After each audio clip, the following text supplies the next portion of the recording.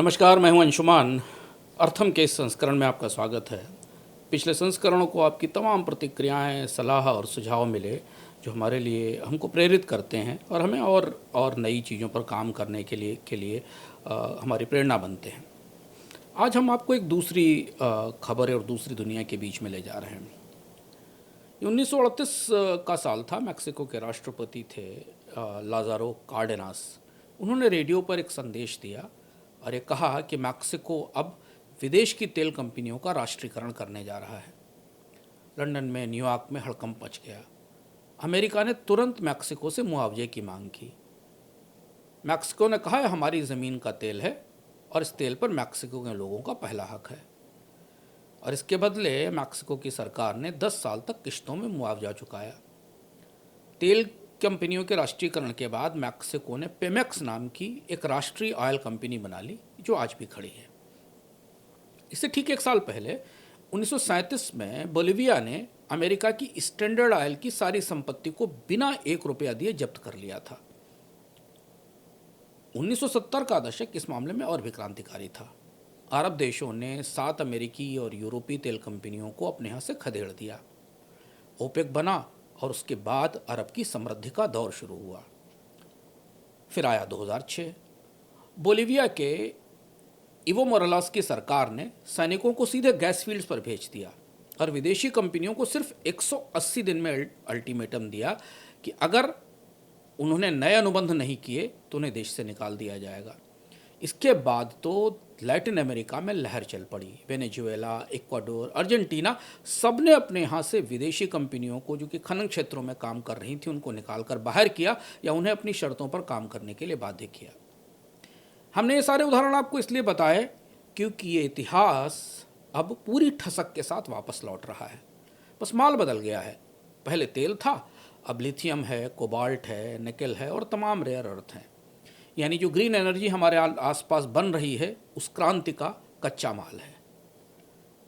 सवाल वही पुराना है जो सामने खड़ा है कि जो देश इन खनिजों के ऊपर बैठा है क्या वह सिर्फ कच्चा माल बेचकर चुप रहेगा या उसकी असली कीमत वो खुद तय करेगा।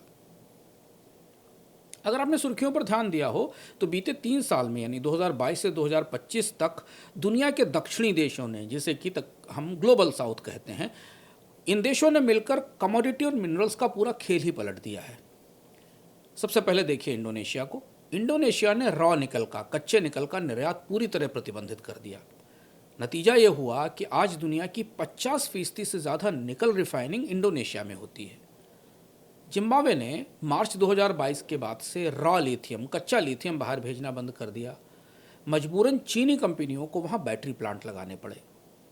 चिली ने 2023 से लेकर 25 तक लिथियम में नई पार्टनरशिप बनाई और अब इस खनिज के कारोबार में सरकार की हिस्सेदारी 51% पर पहुंच गई है जो कि कभी निजी कंपनियों के पास थी।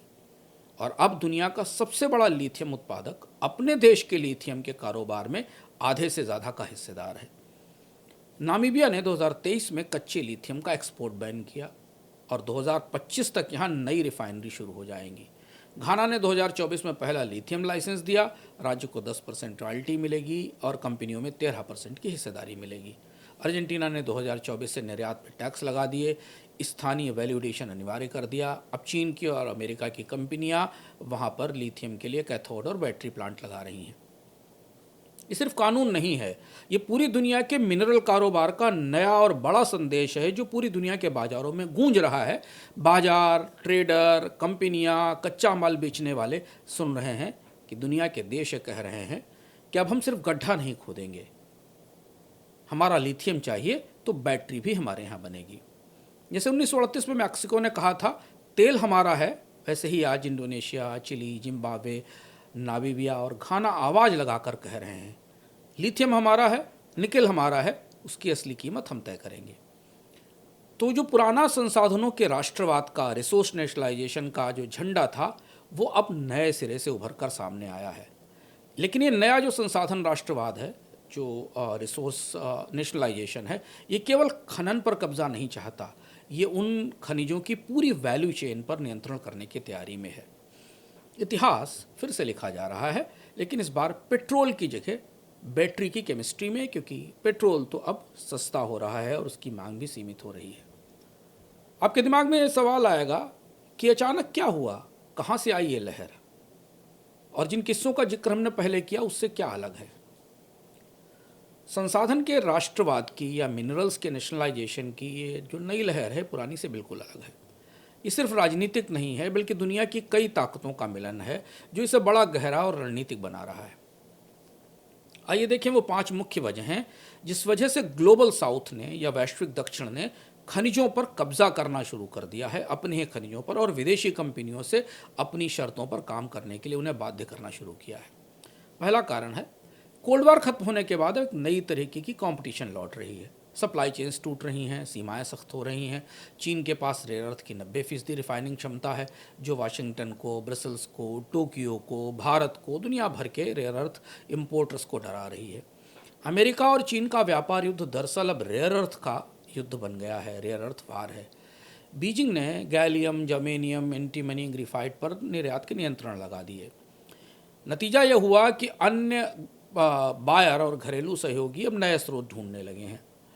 वर्ल्ड इकोनॉमिक फोरम ने इसे रिसोर्स सेल्फ रिलायंस कहा है, लेकिन हकीकत यह है कि एक किस्म का जीरो सम गेम है, जहां आप संसाधन की सुरक्षा इसके दक्ष उपयोग से ऊपर है।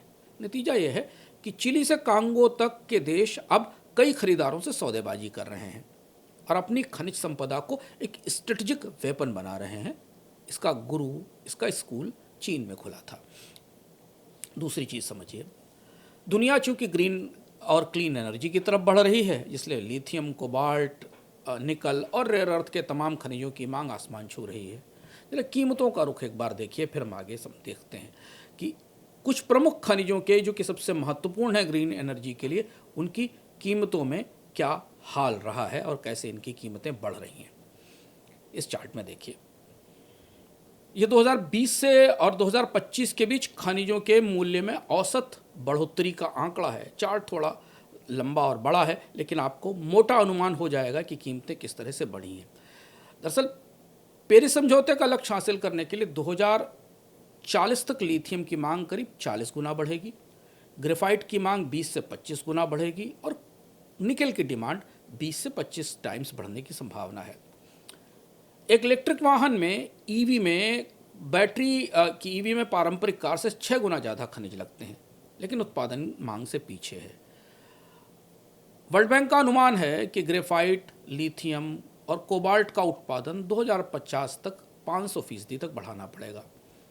कीमतें आसमान पर हैं और यह असंतुलन संसाधन समृद्ध देशों के लिए राजस्व का खजाना खोल रहा है, जो राज्य और जिस वजह से राज्य सरकार के जो सरकारें हैं वो इस पर नियंत्रण कर रही हैं। तीसरा और महत्वपूर्ण कारण, महामारी ने जस्ट इन टाइम ग्लोबलाइजेशन की कमजोरी उजागर कर दी। महामारी के बाद दुनिया कट गई, लॉकडाउन हुए और तमाम ज़रूरी चीज़ों की किल्लत दिखाई दी। निकल, कोबाल्ट, रेयर अर्थ की सप्लाई रातों रात दुनिया की कंपनियों की अर्थव्यवस्थाओं के गले की हड्डी बन गई।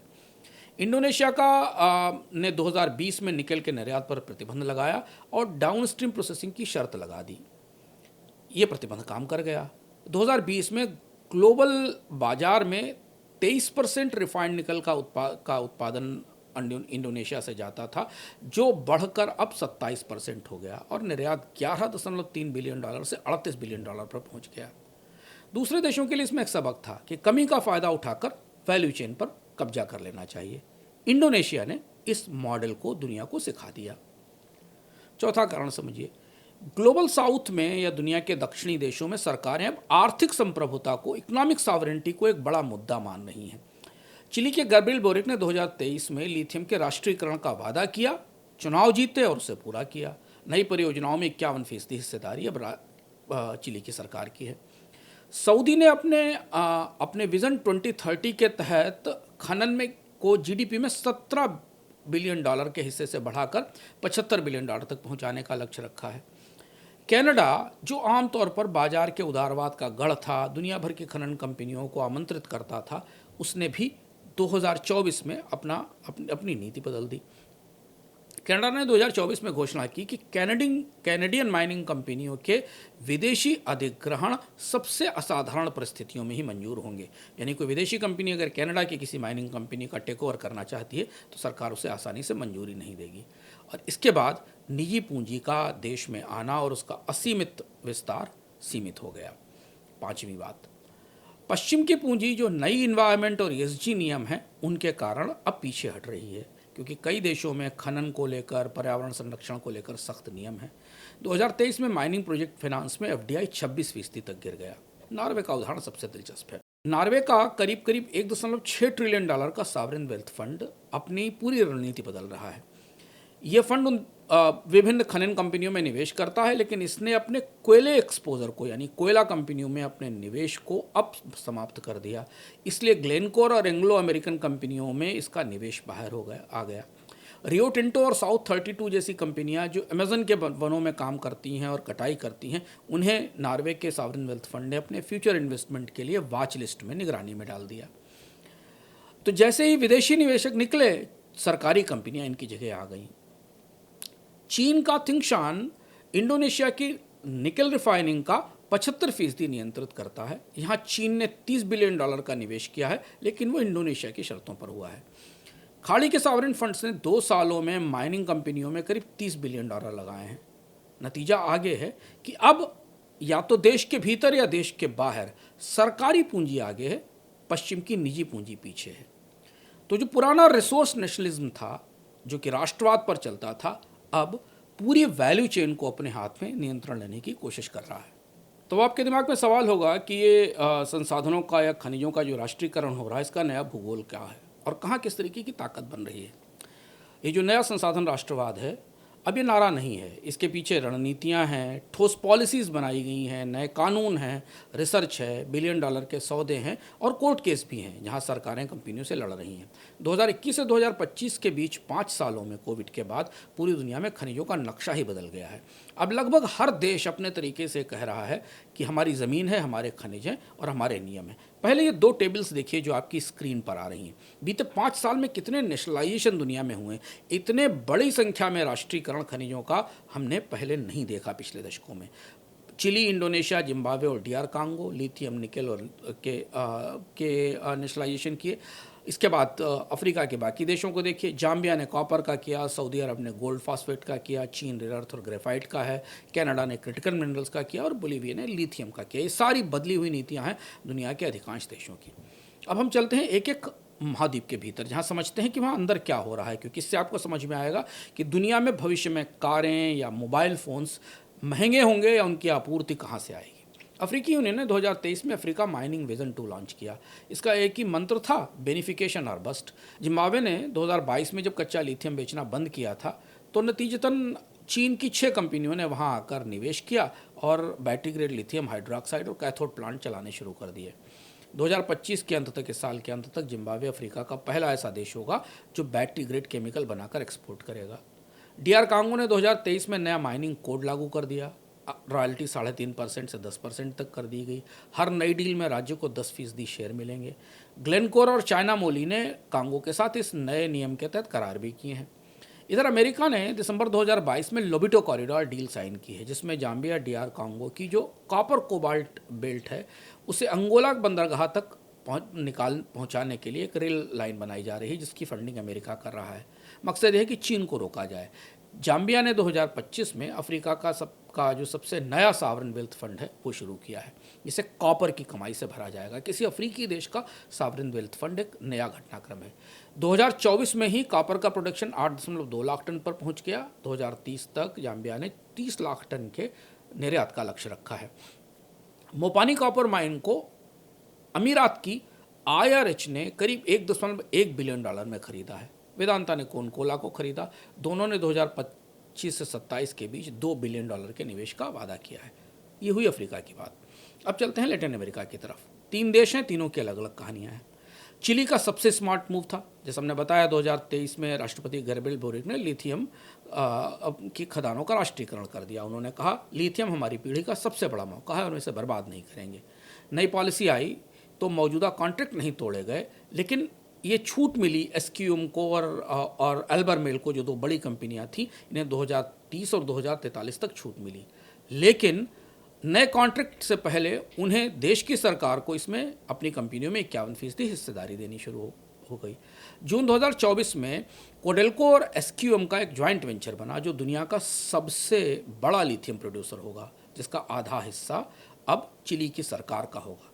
2031 तक चिली का 85% लिथियम प्रॉफिट सरकार के पास होगा। मैक्सिको में सबसे ज़्यादा ड्रामा हुआ। AMLO ने 2022 में लिथियम को राष्ट्रीय संपत्ति घोषित कर दिया। इसके बाद एक नई कंपनी बनाएगी लिथियमएक्स के नाम से, जो आज तक एक भी ग्राम लिथियम नहीं निकाल पाई। फिर बिजली सेक्टर का नेशनलाइजेशन हुआ। नतीजा ये हुआ कि फ्रेजर इंस्टीट्यूट की ताज़ी रिपोर्ट में पढ़ रहा था, जिसका नेशनलिज्म इंडेक्स है, कि मैक्सिको इस सूचकांक में मैक्सिको 85 अंक नीचे गिरकर दुनिया में सबसे खराब देश बन गया। बोलीविया की कहानी थोड़ी ट्रेजिडी है, दर्दनाक है। दुनिया का सबसे बड़ा लिथियम रिजर्व है बोलीविया के पास, 23 मिलियन टन का है। फिर भी 2024 के अंत तक कमर्शियल प्रोडक्शन जीरो था। इवो मोरालेस सरकार ने शुरुआत में सारी विदेशी कंपनियों को भगा दिया था। 2024 में चीनी कंसोर्टियम CATL और CBC के साथ $1 बिलियन की डील की गई। दोनों के पायलट प्लांट चल रहे हैं, लेकिन बोलीविया का चिली और अर्जेंटीना से तालमेल नहीं है। कोशिश है लैटिन अमेरिका में एक लिथियम ओपेक बनाने की, लेकिन वो बन नहीं पा रहा है। अब एशिया को देखते हैं। एशिया में सबसे ज़्यादा सक्रिय रूप से नेशनलाइजेशन खुलकर सामने आता दिखता है और पूरी वैल्यू चेन पर कब्जा करने की बात है। इंडोनेशिया 2020 में निकल वाला प्रयोग जो हमने आपको बताया, दुनिया चिल्लाई, सब विरोध किया, इंडोनेशिया नहीं माना। मार्केट शेयर देखिए, 2020 से 2024 में ग्लोबल मार्केट शेयर इंडोनेशिया का 28% से 55% हो गया।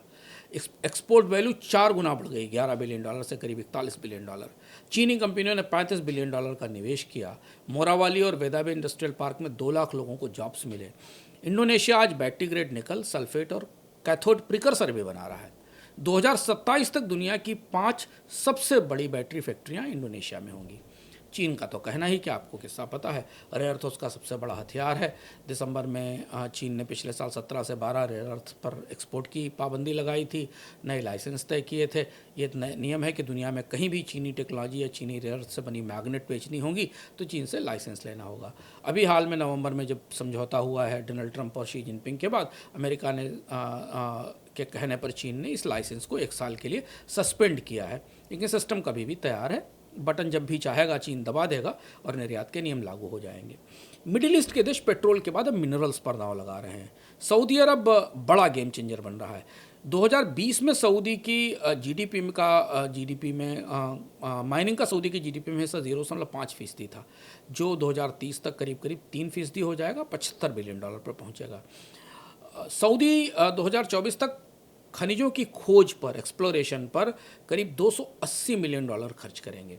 100% फॉरेन ओनरशिप की इजाज़त मिलेगी, जो पेट्रोल सेक्टर में भी नहीं है। यानी अगर कोई कंपनी सऊदी में खनन खोज के लिए आती है तो उसे पूर्ण नियंत्रण दिया जाएगा। मैदेन और अमेरिका के MP मटेरियल के साथ एक रेयर अर्थ मैग्नेट प्लांट की तैयारी चल रही है। मनारा मिनरल्स में जो सऊदी का जो इन्वेस्टमेंट फंड है, वो पाकिस्तान में $9 बिलियन की रेकोडिक कॉपर गोल्ड प्रोजेक्ट में 15% हिस्सेदारी ले रहा है। पश्चिमी देश पिछड़े हुए हैं इस पूरे मामले में। आपको जान के हैरत होगी कि नॉर्वे का $1.6 ट्रिलियन का सॉवरेन फंड दुनिया की सबसे बड़ी मॉरल पुलिस बन गया है। 2024 में इसने फ्रेंच कंपनी एरमेट को इंडोनेशिया में पर्यावरण तबाही के लिए अपने फंड से बाहर कर दिया। रियो टिंटो पर और साउथ 32 पर अमेजन में जंगल के लिए 5 से 10 साल की वॉच लिस्ट डाल दी। कनाडा ने 2024 में नई पॉलिसी निकाली, क्रिटिकल मिनरल कंपनियों को फॉरेन टेक ओवर की मंजूरी रोक दी। चीन की कंपनी जिटेंग की पेरू की गोल्ड माइन की डील भी रोक दी गई पर्यावरण वजहों से, लेकिन वो कनाडा की कंपनी की सब्सिडी थी।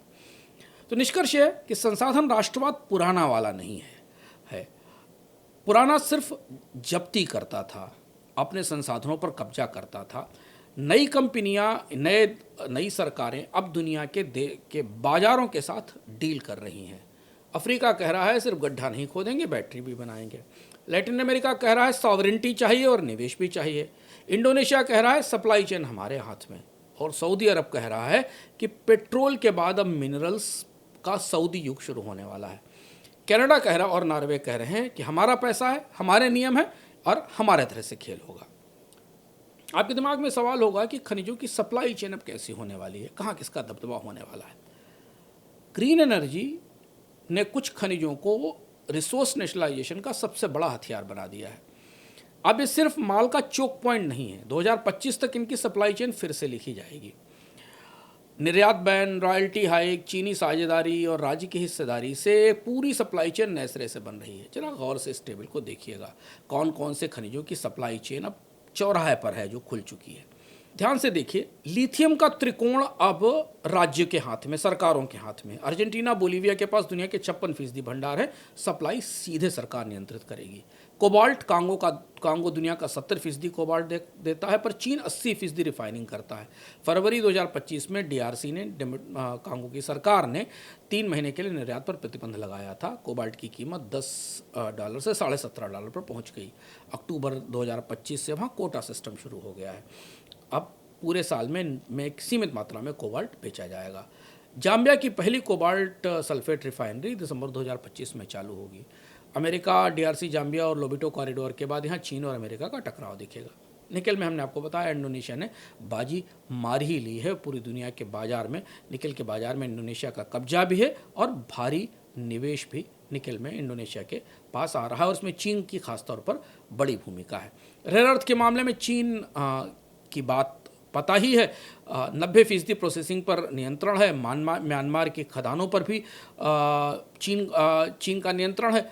इसके साथ ग्रेफाइट भी चीन की बड़ी ताकत है, जिसे लेकर वो मोजाम्बिक, इसके अलावा मोजाम्बिक और ब्राज़ील भी ग्रेफाइट में नई ताकत बनकर उभर रहे हैं।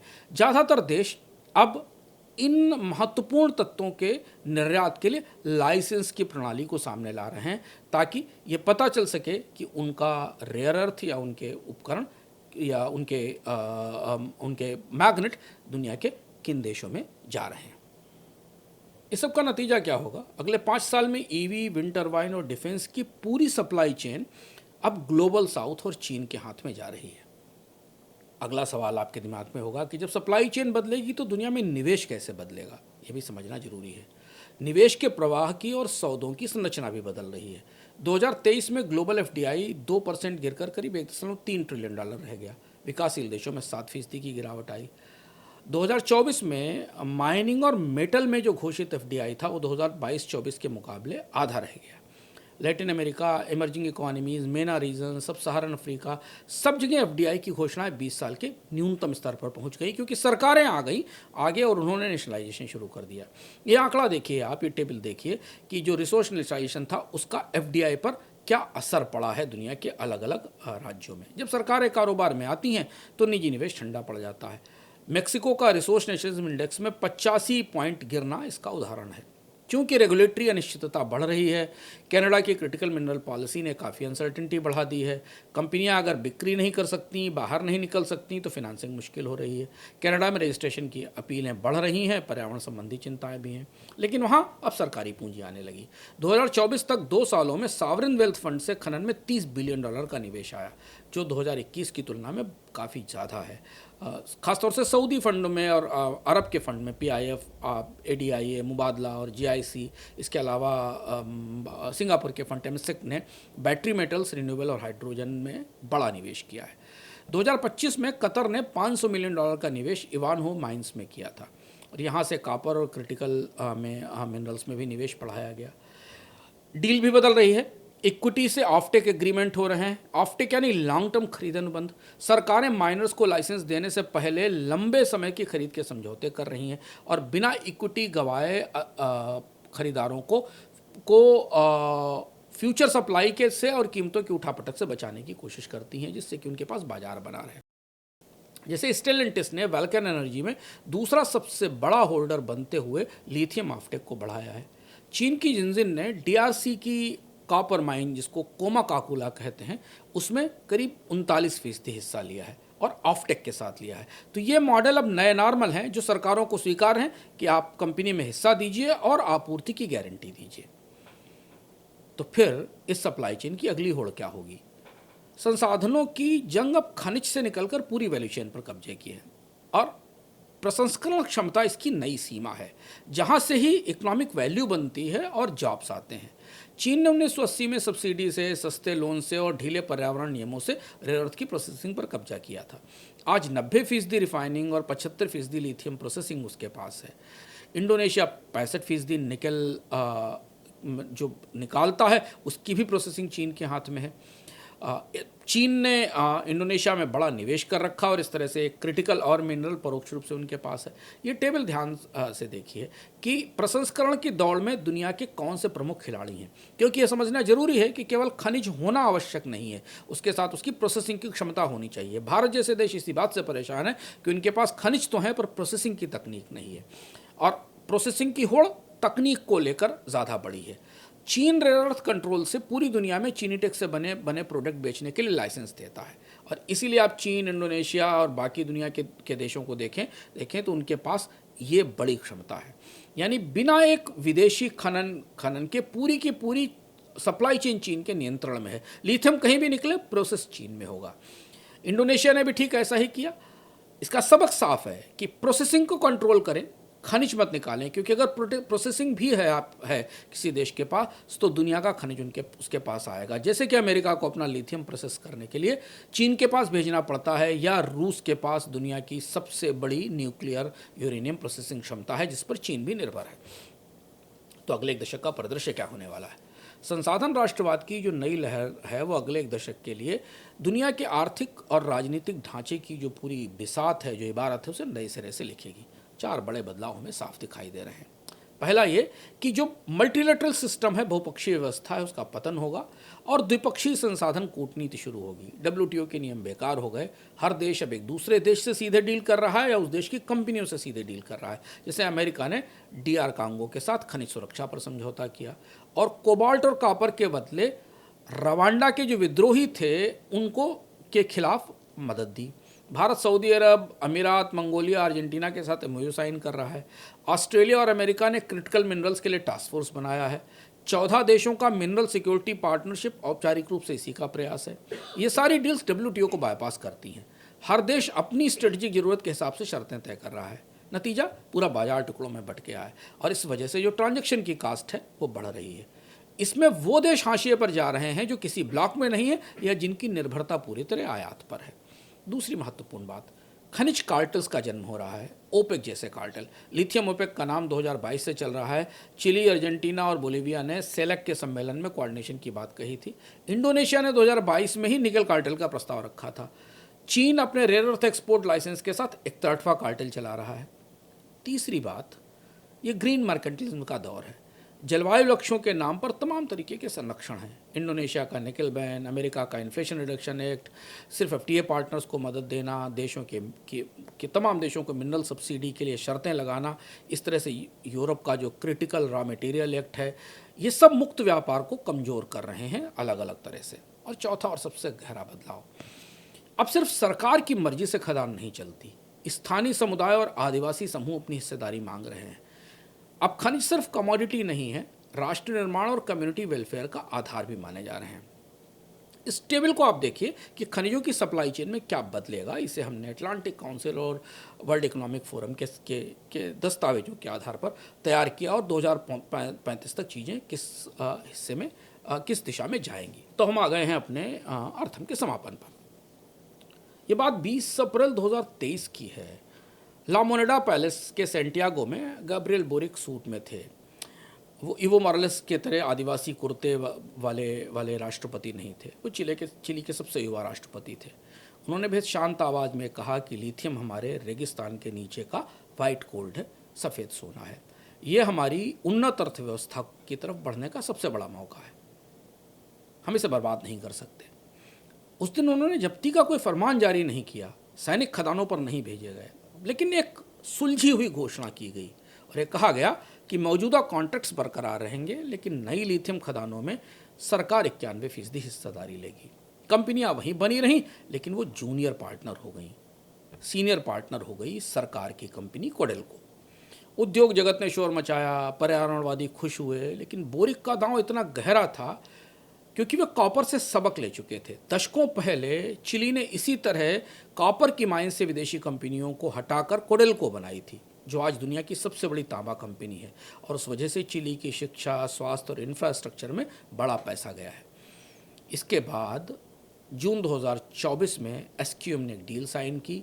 2030 तक सालाना 3 लाख टन का प्रोडक्शन चिली से जाएगा। 2031 तक चिली को 85% प्रॉफिट मिलेगा। ये पूरा राष्ट्रीयकरण नहीं था, लेकिन ये पुराना दौर भी खत्म करने का ऐलान था, जब विदेशी कंपनियां अकेले मालिक होती थीं। और इसी वजह से जिम्बाब्वे के माइंस मिनिस्टर जेम्स सोडा ने 2023 में अपने लिथियम प्रोसेसिंग प्लांट की शुरुआत करते हुए कहा था कि अब हम वो देश नहीं रहे जो दूसरों के लिए पानी भरते और लकड़ी काटते हैं। जकार्ता से सेंटियागो तक, लुसाका से रियाद तक, चारों तरफ यही आवाज़ गूंज रही है। अटलांटिक काउंसिल का एक अध्ययन मैं पढ़ रहा था, वे कह रहा है कि पश्चिम से पूर्व की ओर धन और आर्थिक ताकत का ऐतिहासिक हस्तांतरण शुरू हो गया है। आधुनिक इतिहास में इसकी मिसाल मिलना मुश्किल है। अंतर्राष्ट्रीय स्तर पर खनिजों के बाजार में यह बड़ा बदलाव दुनिया के तमाम उद्योगों को, रोजगारों को, निवेश को, कंपनियों को प्रभावित करेगा। आज के अर्थ में इतना ही। अगले हफ्ते फिर मिलेंगे नए विषय के साथ। आपकी प्रतिक्रियाओं का इंतजार रहेगा। अगर बड़ी खबरों के पीछे का क्यों जानना है तो फॉलो कीजिए द वाई फैक्टर को। बोनस का ऐप डाउनलोड करिए, जहां आपको हमारे प्रीमियम मेंबर्स के लिए विशेष शो मिलता है। अगर इतिहास से राबिता रखते हैं तो इंस्टाग्राम पर जुड़िए। टाइम मशीन में किताबों के बारे में आइए इंस्टाग्राम पर बुकनू में।